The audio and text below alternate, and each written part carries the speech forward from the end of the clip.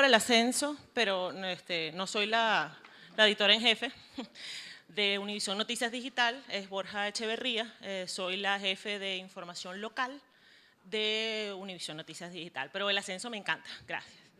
Y les vengo a contar lo que aprendimos en los últimos casi 90 días.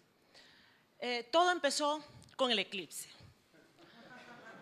Bueno, ya va. Con este eclipse. Esto fue el 21 de agosto de este año, el primer eclipse solar, se iba a ver a lo largo de todo Estados Unidos. Era la primera vez que esto iba a suceder desde el año 1918. Y yo no soy supersticiosa, pero esto desató una gran cantidad de fenómenos naturales y no naturales que ya les vamos a contar.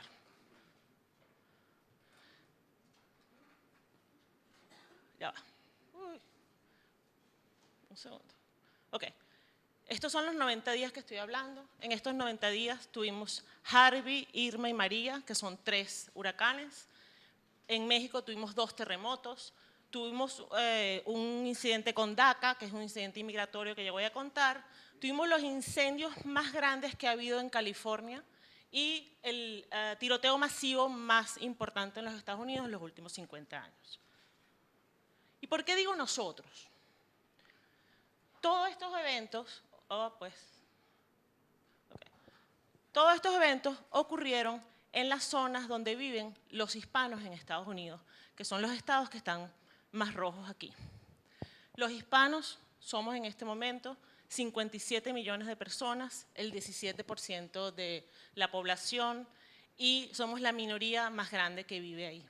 Y yo, como dijimos al comienzo, trabajo para Univisión Noticias, y esa es nuestra audiencia. Trabajamos desde Miami, en una redacción donde convivimos televisión y digital, y el equipo digital somos 75 periodistas que estamos 50 en Miami y el resto en el país. E insisto en usar la palabra nosotros, porque nosotros en esta redacción hablamos español y somos inmigrantes, y eso es lo que nos une a los inmigrantes y a los hispanos en Estados Unidos. Además, tenemos una relación importantísima con la audiencia. Supongo que muchos de ustedes, soy yo, la del TIC soy yo.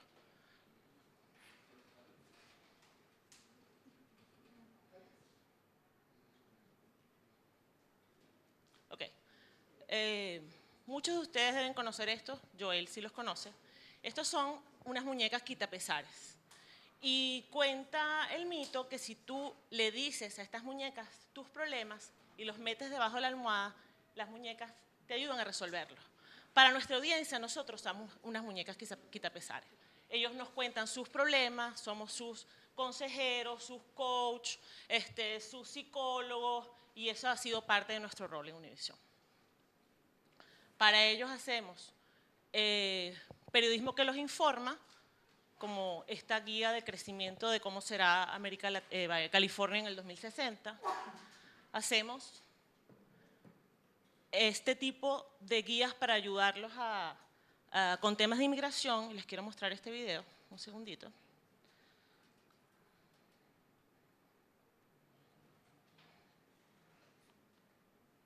¿Qué estoy? Yo uso el mouse, por eso es que estoy... Ayúdame aquí. Ayúdame a ponerle play. No te va a leer.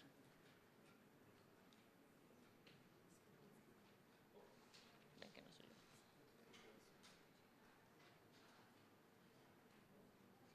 No. Dale, es esa, pero está con 3 láminas más atrás. Andrea, esa.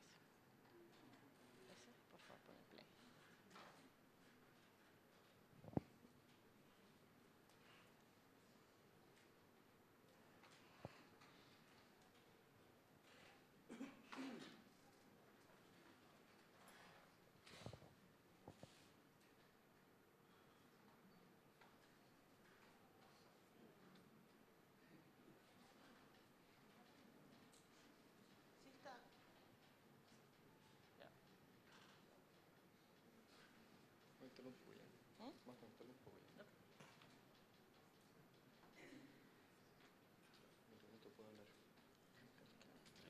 Bueno, mientras...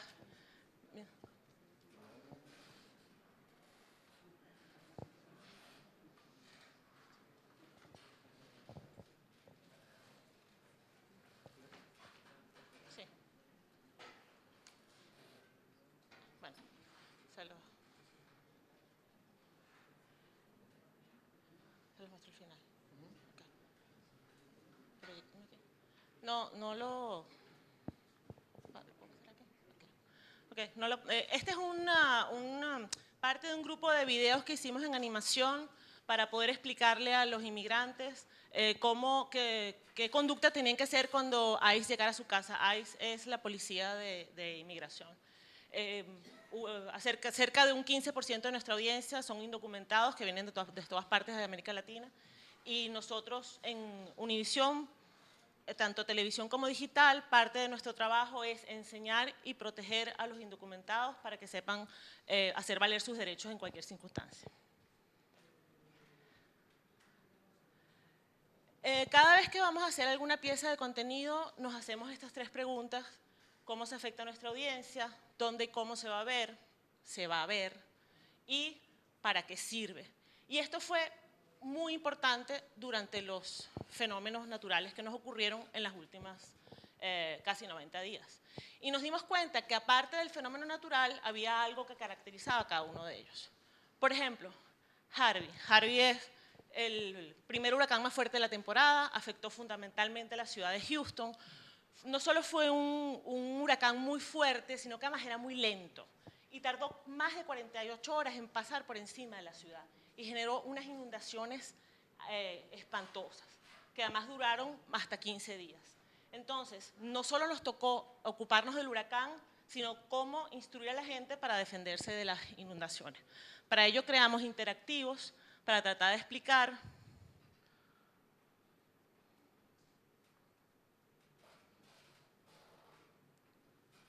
voy a perder todo.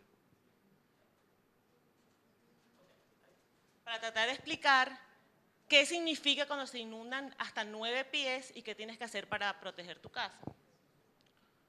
Son 3 metros de 9 pies. Ay, gracias. Ya me estoy...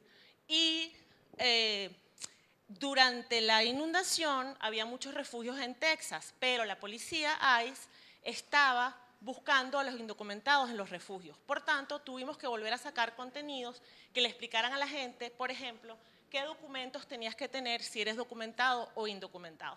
Esta pieza, que es una pieza que scrollea como 9 pies para abajo, es la pieza que ha tenido más tráfico en el año, nuestra pieza digital.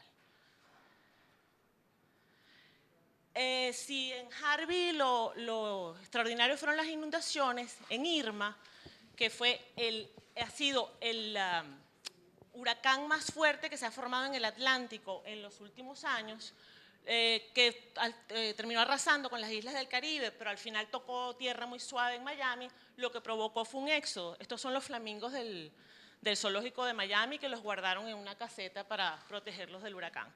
En Miami, más de 3,5 millones de personas cogieron su auto y empezaron a subir hacia el norte del estado. Por tanto, aquí, aparte de informar cómo venía el huracán, a ver si ahorita lo hago bien, ¿no?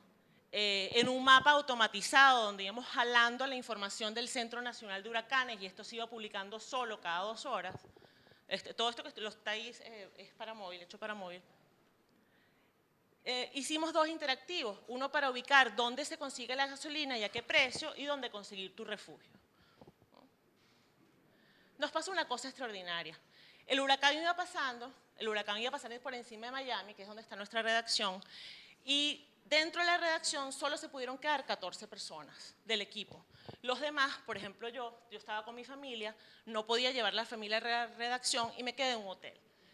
El resto del mundo estaba súper preocupado por qué nos estaba pasando. Inclusive Javier Herrera me estaba escribiendo todo el tiempo.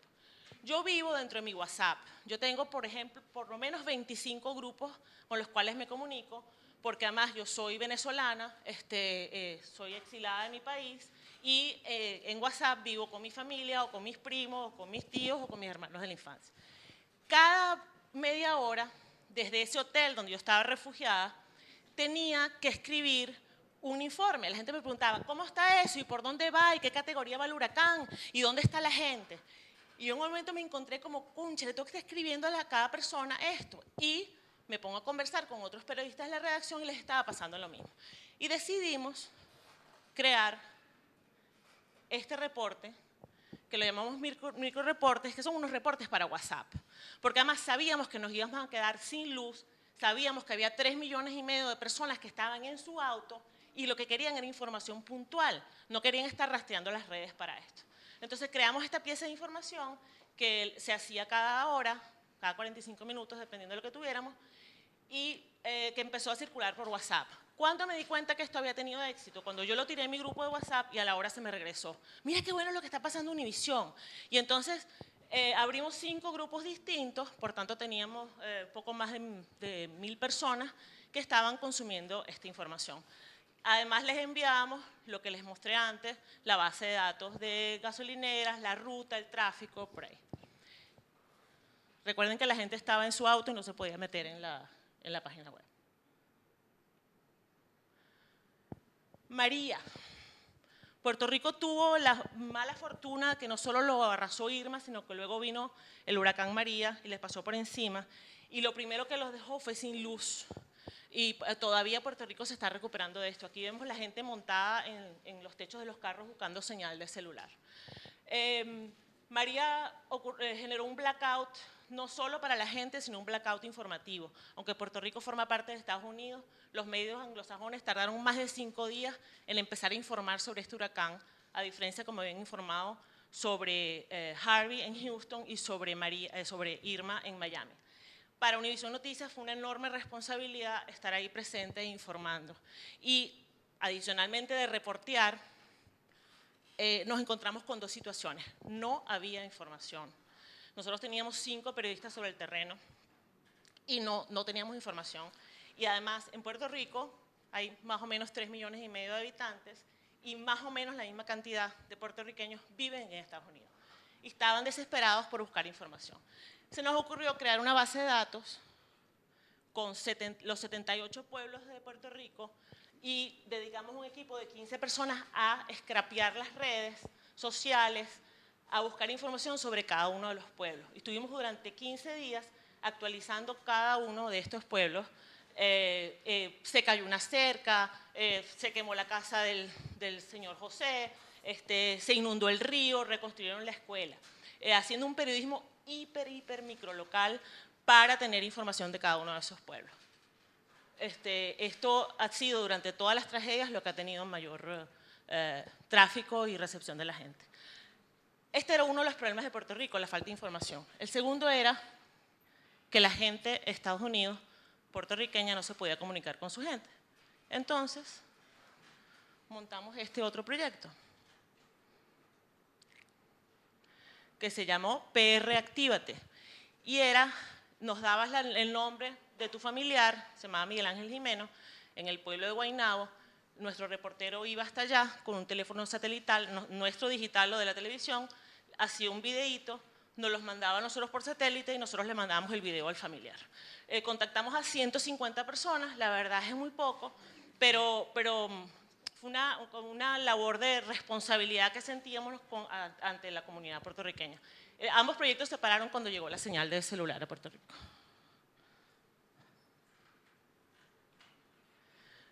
En el medio de todo esto ocurrió el terremoto en México. Murieron 350 personas, el terremoto ocurrió a mediodía, no hubo más tragedias porque la gente estaba afuera en la calle después de un simulacro. Y estábamos regados nosotros, todavía no habíamos terminado de recoger a la gente que teníamos en los distintos puntos cuando ocurrió esto. Y fue difícil atender y reportear el terremoto como hubiéramos podido. Lo que hicimos fue hacer piezas como esta, aparte de todas las historias y la crónica humana, hacer piezas como esta para identificar dónde estaban los edificios y poder hacer el antes y después para poder llevar un registro de lo que había sucedido. En California ocurrió el arrase, se quemaron los viñedos en Sonoma y en Napa. Hubo 2 días que había 22 incendios simultáneos en todo el estado, y además se quemaron las plantaciones de marihuana en varias partes importantes que, como saben, sí, una industria que se ha perdido. Y los mayores afectados fueron parte de nuestra comunidad, parte de nuestro... aquí hicimos un trabajo bellísimo de mostrar el antes y después de los incendios, adicional a los reporteros. En Las Vegas fue el horror de tener todos los videos, de reconstruir lo que había sucedido con una infografía de Breaking News que mostró Jorge sobre dónde había ocurrido el asunto. Y eso, entender qué era lo que había pasado, y eso fue lo que le ofrecimos a la audiencia, entender. Y dar contexto con este interactivo de los tiroteos masivos que han ocurrido desde el 2014. ¿Qué aprendimos? Que fue lo que dije al comienzo. Bueno, que estas son las 3 preguntas que más nos importa contestar todo el tiempo. ¿Cómo se afecta a nuestra audiencia? ¿Dónde y cómo se va a ver? Y el se va a ver es importante, como por el ejemplo que puse del experimento que hicimos con WhatsApp. ¿Y para qué sirve? Si de verdad sirve lo que estamos haciendo. Fuimos cuestionados por alguna gente, por ejemplo, por el proyecto de PR Actívate, porque eso no es periodismo. Y yo me pregunto, y nos preguntamos en la redacción, si el periodismo, si decimos que el periodismo es para cambiar la vida de la gente, bueno, podemos cambiar la vida de la gente una a una también, y también es periodismo. Ahora seguimos trabajando porque tenemos este eclipse que no cesa, y por tanto tenemos que seguir protegiendo a nuestra comunidad y a nuestra audiencia de lo que está sucediendo. Gracias.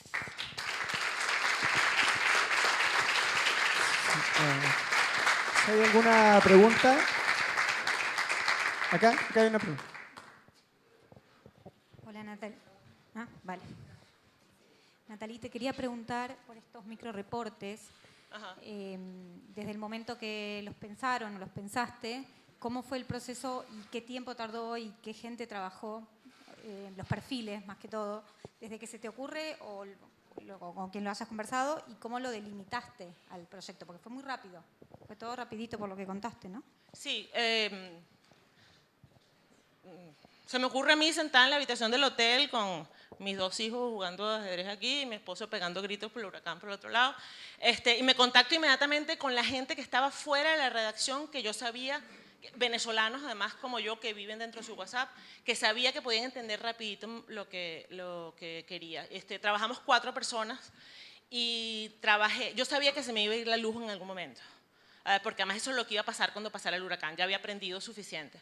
Entonces yo dije, bueno, solo puedo trabajar hasta que se me vaya la luz, y eso fueron 8 horas para mí. Entonces en ese momento definimos qué se va a hacer, cómo se va a hacer, yo monté las cards, dije, vamos a hacerlas así, y le pasamos el testigo a una de esas 4 personas que estaba en su carro yendo hacia Chicago, huyendo del huracán. Entonces ella fue la que quedó encargada de hacer los microreportes mientras nosotros estuvimos sin luz. Los que estuvimos. No podíamos dárselo a más nadie. Había 14 personas en la redacción, los otros estaban en Houston, estaban los videos, eran los únicos que podíamos hacer. Entonces eso fue lo que ocurrió. Lo cerramos cuando se hizo inmanejable para nosotros 4 tener a 1.200 personas en 5 grupos, a los cuales ya no podíamos atender la demanda de información. Entonces pusimos un cartelito para avisar lo que estábamos haciendo. De hecho, el experimento nos pareció tan interesante que nos acaban de aprobar un pequeño fondo de innovación para seguirlo explorando, para ver si podemos trabajar con WhatsApp, expandir los grupos, porque además yo no creo que hay una oportunidad de hacer una comunidad, no de hacer un canal de distribución de noticias, sino de hacer una comunidad que converse, una comunidad que se ayude entre ellas, porque además es una comunidad que se autorregula. Entonces ese es un proyecto que de hecho voy a yo misma explorar ahorita. Acá. Ustedes tienen un público bien definido por un asunto de idioma y de cultura, naturalmente. ¿Qué impacto tiene Univisión en los medios en inglés, en las 3 grandes cadenas televisoras, en Fox, en fin. ¿Cuál es la relación en términos de competencia, de análisis, colaboración? ¿Les prestan atención ABC, NBC, CBS, etc.? Mira, en Estados Unidos Univision es una de 2 cadenas de habla hispana en televisión importante, la otra es Telemundo. Esa debería ser nuestra competencia natural. Pero nosotros somos un poquito osados, como el señor que decía Buenos Días América, y a nosotros nos gusta compararnos con el New York Times y con el Washington Post. Entonces es hacia allá donde miramos. Hemos construido unas alianzas, tenemos una alianza con The Atlantic, entonces publicamos una sección que se llama City Lab Latino. Tenemos alianzas con The Marshall Project, que es lo que hizo, alguien mencionó el que era director de New York Times, Bill Keller, gracias, que es su proyecto después de salir de New York Times, que es sobre el sistema de justicia, tenemos alianzas con ellos. Acabamos de hacer una alianza con Slate para publicar podcasts. Tenemos vamos construyendo cantidades, tenemos una alianza importantísima con ProPublica, que no la mencioné, que es que después que gana Trump se intensifican los ataques de odio y de racismo, no solo contra nuestra comunidad, sino contra otras. Y se empezó un proyecto que se llama Documenting Hate, el mapa del odio, y nuestros reporteros han documentado más de 250 casos de odio contra hispanos. Entonces vamos aliando. Nosotros como digital somos en un 70% hacemos reporteo original y trabajos originales, no pegados a la televisión. Entonces nos hemos ido aliando con esos medios. Nos están empezando a prestar atención, este es un equipo muy joven, tiene 3 años apenas, nos están empezando a prestar atención porque hay algunos de estos temas de reporteo original que han tenido impacto, pero porque los traducimos. Nuestro reportero de política hizo un perfil sobre Stephen Miller, que es el otro asesor de Trump, Bannon, el que sacaron, Stephen Miller, hizo un perfil, lo hizo en febrero y lo tradujimos. De hecho, tenemos un equipo ahorita que se llama Univision News. Cuando lo tradujimos, tuvo el triple de tráfico que tuvo en español y tuvimos ese impacto. Entonces, a partir de eso tomamos la decisión que hay mucho reporteo original que hacemos sobre inmigración, que es nuestra especialidad, lo tradujimos al inglés. Entonces, eso es lo que estamos. Fox todavía no nos presta atención, las grandes cadenas tampoco, pero la Casa Blanca sí ha llamado un par de veces por algunos temas. El de Stephen Miller, por ejemplo, ha llamado a preguntar. Entonces, bueno, cuando la Casa Blanca está prestando atención, algo estás haciendo bien, ¿verdad? ¿Alguna otra pregunta, Natalie? ¿Por acá? Ok. Agradecemos a Natalie entonces con un fuerte aplauso. Muchas gracias, Natalie.